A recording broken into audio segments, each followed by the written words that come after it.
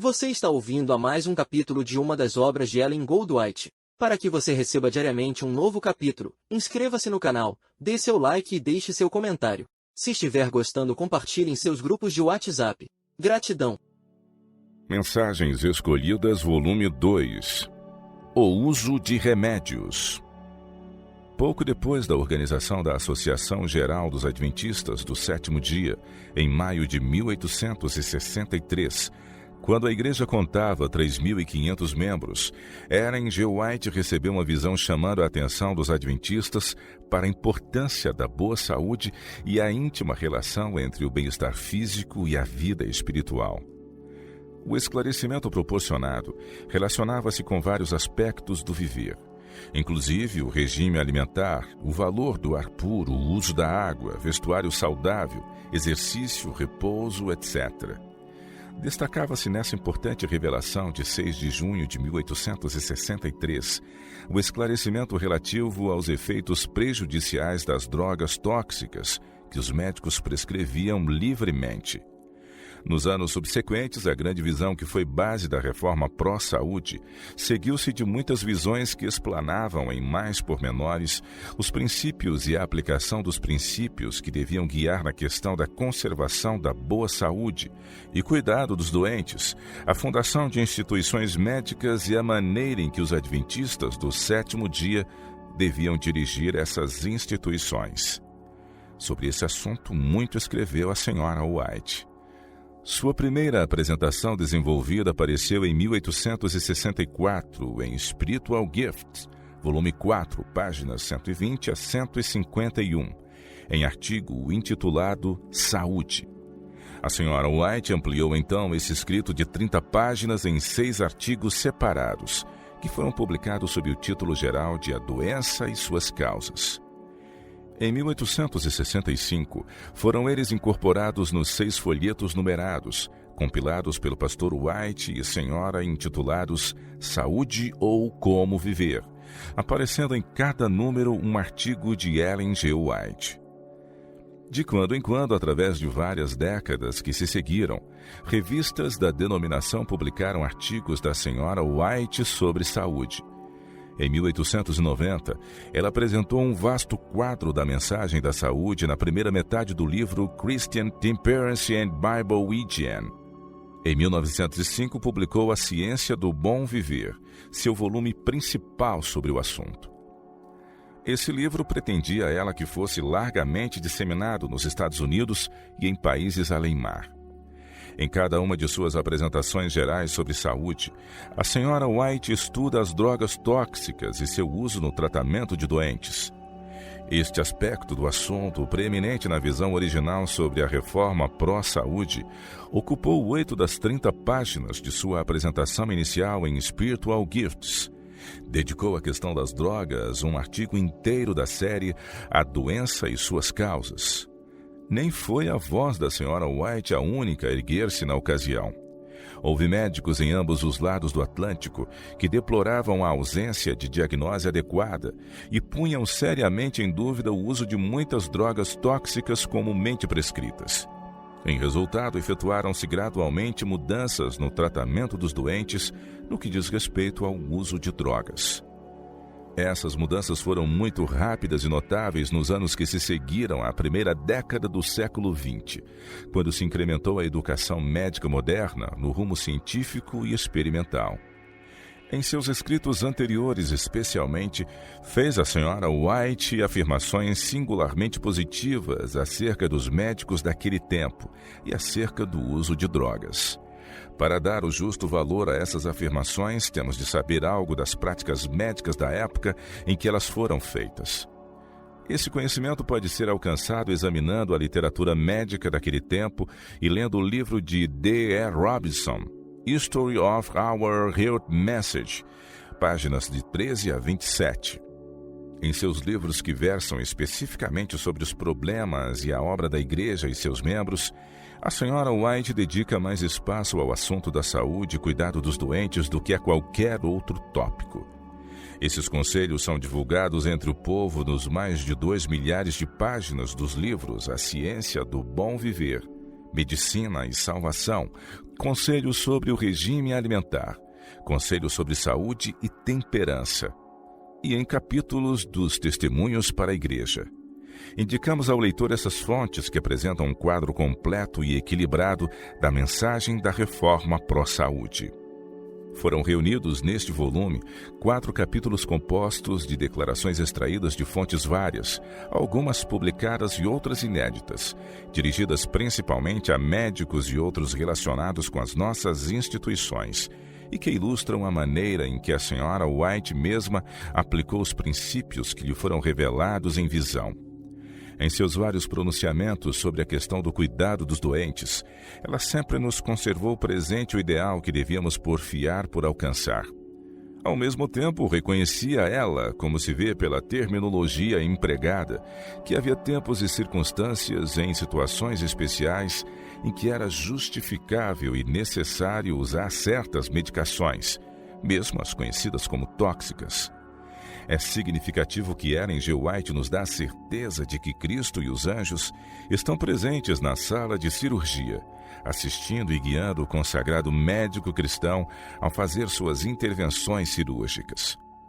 Antes de uma operação delicada, o corpo humano é saturado de uma droga poderosa e, em certo sentido, nociva, até ao ponto de causar completa inconsciência e insensibilidade.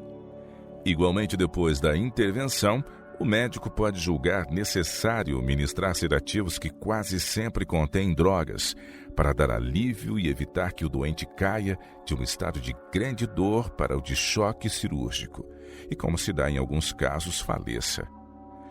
Procurando conhecer e seguir a vontade de Deus, não poucos hoje estão fazendo indagações semelhantes àquela expressa nas palavras de um estudante de medicina, que em 1893 escreveu à senhora White para lhe perguntar acerca do uso de drogas. Em sua carta dizia ele: "De nosso estudo dos testemunhos e do livrinho How to Live, vemos que o Senhor se opõe fortemente ao emprego de drogas em nossa obra médica. Vários estudantes estão em dúvida quanto ao sentido da palavra droga, como é mencionada em How to Live. Refere-se unicamente aos remédios mais fortes, como mercúrio, estricnina, arsênico e tóxicos semelhantes, a que os estudantes de medicina chamam drogas, ou inclui também os remédios mais simples, como potássio, iodo, extratos vegetais, etc. Sabemos que nosso êxito será proporcional à nossa adesão aos métodos de Deus. Por essa razão é que formulei a pergunta acima. O primeiro item do capítulo 28, na página seguinte, é a resposta da senhora White à pergunta daquele estudante de medicina. Depositários do Patrimônio Literário White. Capítulo 28. Declarações acerca do uso de drogas. Resposta a perguntas sobre drogas. Vossas perguntas, digo, são em grande parte, se não definitivamente, respondidas em How to Live. Os tóxicos das drogas querem dizer os artigos que mencionastes. Os remédios mais simples são menos danosos na proporção de sua simplicidade, mas em muitíssimos casos são eles usados quando não absolutamente necessários. As simples ervas e raízes que qualquer família pode usar por si mesma, não sendo preciso chamar um médico mais depressa do que chamaria um advogado.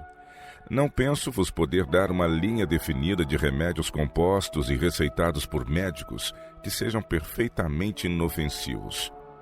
Entretanto, não seria sábio empenhar-se em polêmica sobre esta questão.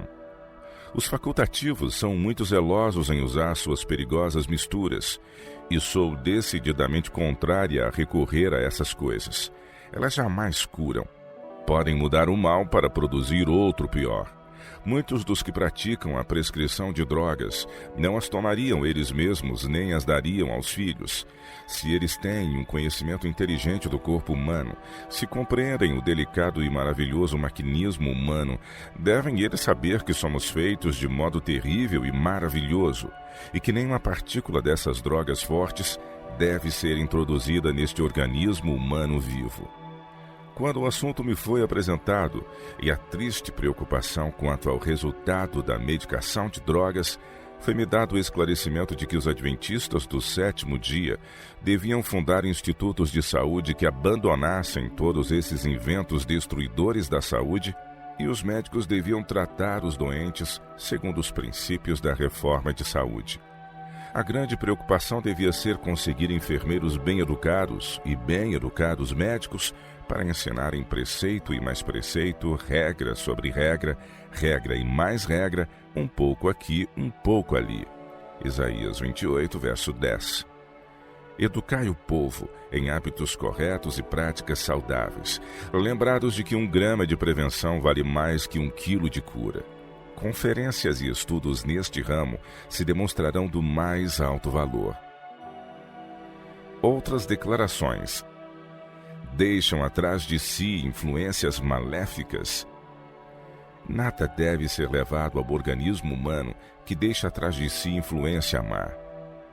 Os remédios mais simples podem ajudar a natureza sem deixar após seu uso nenhuma influência daninha.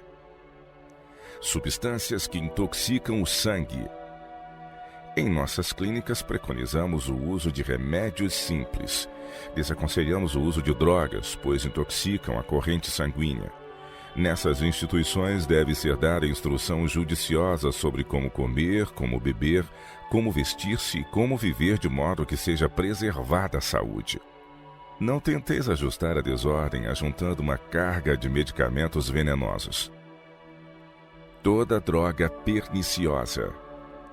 Toda droga perniciosa introduzida no estômago humano, quer por prescrição médica, quer por iniciativa própria, fazendo violência ao organismo humano, prejudica toda a maquinaria. Diminui as forças vitais. As drogas têm sempre a tendência de debilitar e destruir as forças vitais. Composições tóxicas que deixam efeitos daninhos. Os servos de Deus não devem ministrar remédios que eles sabem hão de deixar após si efeitos daninhos ao organismo, mesmo que aliviem momentaneamente o sofrimento. Toda a composição tóxica dos reinos vegetal e mineral introduzida no organismo deixará sua influência infeliz, afetando o fígado e os pulmões e pondo em perigo o organismo em geral. Efeitos posteriores mortíferos de drogas tóxicas.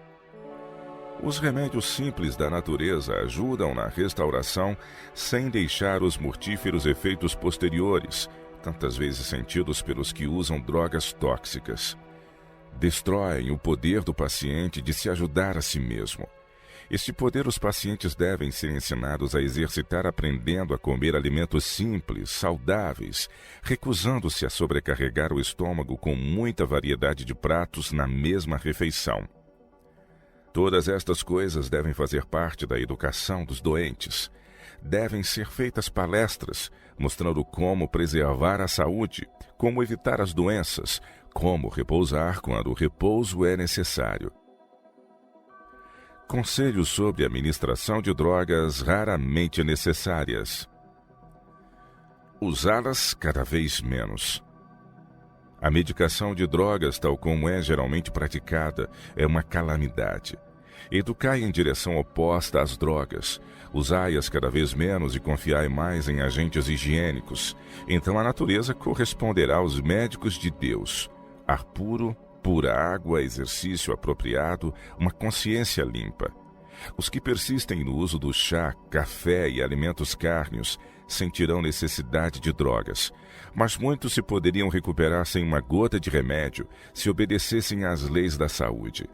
As drogas raramente necessitam ser empregadas. Procurar diminuir o seu uso. Em sua prática, devem os médicos procurar diminuir mais e mais o uso de drogas, em vez de aumentá-lo. Quando a doutora A veio ao Retiro da Saúde, ela pôs de lado seu conhecimento e prática da reforma de saúde e ministrou para quase todas as doenças as pequenas doses homeopáticas. Isto foi contrário ao esclarecimento dado por Deus. Assim, nosso povo que for ensinado a evitar as drogas em quase todas as formas, recebeu uma educação diferente. Não precisam ser usadas drogas fortes. Educar os enfermos e sofredores no modo correto de vida a fim de evitar enfermidades Eis quais deviam ser as primeiras atividades de um médico. O maior bem pode ser feito por nosso esforço de iluminar as mentes de todos com quem pudermos entrar em contato, quanto ao melhor comportamento que devem adotar, a fim de evitar enfermidades e sofrimento ou ao quebramento físico e morte prematura. Mas os que não se incomodam em assumir trabalho que lhes sobrecarrega as faculdades físicas e mentais, estarão prontos a receitar drogas, as quais lançam no organismo humano o fundamento para um mal duplamente maior do que aquele que declaram ter aliviado. O médico que tenha coragem moral de pôr em perigo a sua reputação, esclarecendo o entendimento mediante fatos claros, mostrando a natureza da enfermidade e como evitá-la, e a perigosa prática de recorrer a drogas, terá um caminho árduo, mas viverá e deixará viver. Se reformador, ele falará claramente com respeito aos falsos apetites e ruinosas condescendências, tanto no vestir como no comer e no beber, no desgaste para fazer uma grande quantidade de trabalho dentro de um prazo determinado, o que tem influência ruinosa sobre o temperamento, sobre as faculdades físicas e mentais. Hábitos direitos corretos, praticados inteligente e perseverantemente, serão removedores de causas de enfermidades, não se necessitando recorrer a drogas fortes. Muitos prosseguem de um passo a outro com suas condescendências não naturais, o que conduz a um estado de coisas tão antinaturais quanto possível. Como é praticada em geral? A medicação de drogas, como é em geral praticada, é um malefício. Menos perigosas quando ministradas com prudência. Não ministreis drogas. Certo, as drogas podem não ser tão perigosas como em geral são se forem ministradas prudentemente, mas nas mãos de muitos elas são danosas à propriedade do Senhor. Abandonar quase inteiramente. Nossas instituições são estabelecidas para que os doentes sejam tratados por métodos naturais, rejeitando quase inteiramente o uso de drogas. Terrível prestação de contas a Deus haverá para os homens que tão pouca consideração têm para com a vida humana, que tratam o corpo tão desapiedadamente ministrando-lhe suas drogas. Não somos excusáveis se por ignorância destruirmos o edifício de Deus por ingerir drogas venenosas sob variedade de nomes que não compreendemos. É nosso dever recusar tais prescrições. Desejamos construir um hospital em que se curem as doenças pelas providências da própria natureza, e onde o povo seja ensinado na maneira de se tratarem a si mesmos quando doentes, onde aprendam a comer com temperança das comidas saudáveis e sejam educados a recusar todos os narcóticos, chá, café, vinhos fermentados e estimulantes de toda espécie, e a rejeitar carne de cadáveres de animais. O ideal, deixar afinal de ministrar drogas. Quando compreenderdes a filosofia em seu mais verdadeiro sentido, vossas receitas de drogas serão muito menores, e finalmente deixareis por completo de distribuir drogas. O médico que pratica a medicação por drogas mostra que não compreende a delicada maquinaria do organismo humano. Está introduzindo no organismo uma semente que jamais perderá suas propriedades destruidoras ao longo de toda a vida. Digo-vos isto porque não me atrevo a calar-me. Cristo pagou muitíssimo pela redenção do homem para que o corpo deste seja assim tão cruelmente tratado como tem sido pela medicação com drogas. Anos atrás, o Senhor me revelou que se devem estabelecer instituições para tratamento de doentes sem drogas. O homem é propriedade de Deus, e a ruína que se tem votado à habitação viva, os sofrimentos causados pelas sementes da morte disseminadas no organismo humano, são uma ofensa a Deus. A presença divina na sala de cirurgias. Cristo na sala de cirurgias. Antes de efetuar uma operação melindrosa, peça ao cirurgião auxílio do grande médico. Assegure ao paciente que Deus o pode fazer passar a salvo pelo transe, que em todos os tempos de aflição é Ele um seguro refúgio para os que nele confiam. O Salvador está presente no quarto do enfermo, na sala de operações. e seu poder para a glória de seu nome realiza grandes coisas. A cirurgia não é negação da fé. É privilégio nosso usar todos os meios designados por Deus em correspondência com a nossa fé e então confiar em Deus quando pleiteamos a promessa.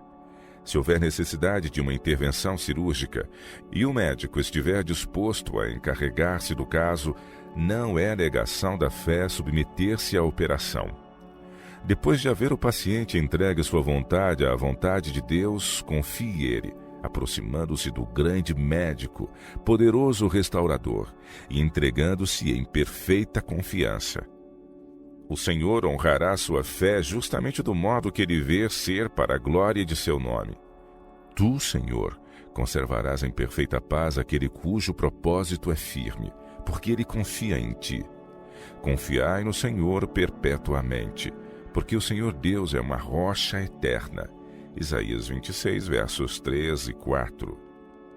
Jesus guiou vossas mãos. Quem esteve ao vosso lado ao efetuardes essas operações melindrosas? Quem vos manteve calmo e dominado na crise, dando-vos discernimento rápido e perspicaz, vista clara, nervos estáveis e habilidosa precisão? O Senhor Jesus enviou seu anjo para o vosso lado, para vos dizer que fazer. Colocou-se uma mão sobre a vossa mão. Jesus, e não vós, guiou os movimentos de vosso instrumento. Por vezes reconhecestes isso e sobreveio-vos uma admirável calma. Não vos atrevíeis a apressar-vos e todavia trabalháveis com rapidez, sabendo que não havia um momento a perder. O Senhor vos abençoou grandemente. Ao erguerdes a vista a Deus em vossas operações melindrosas, anjos divinos se postavam ao vosso lado, e suas mãos eram vistas como vossa mão a executar o trabalho com uma exatidão que surpreendia os presentes. O observador divino ao lado do médico. Cristo é o maior médico missionário que já viveu. Nunca perdeu um caso. Ele sabe como dar força e orientação aos médicos desta instituição. Ele está ao seu lado quando fazem suas difíceis intervenções cirúrgicas. Sabemos que isto é assim. Ele salvou vidas que se teriam perdido se o bisturi se tivesse desviado um quase nada. Anjos de Deus estão constantemente ajudando aqueles pelos quais Cristo deu a vida. Deus concede aos médicos desta instituição habilidade e eficiência porque eles o estão servindo. Sabem eles que a habilidade não é sua própria, que ela vem de cima. Reconhecem que está ao seu lado um divino vigia, que concede sabedoria aos seus médicos, habilitando-os a agir inteligentemente em sua obra.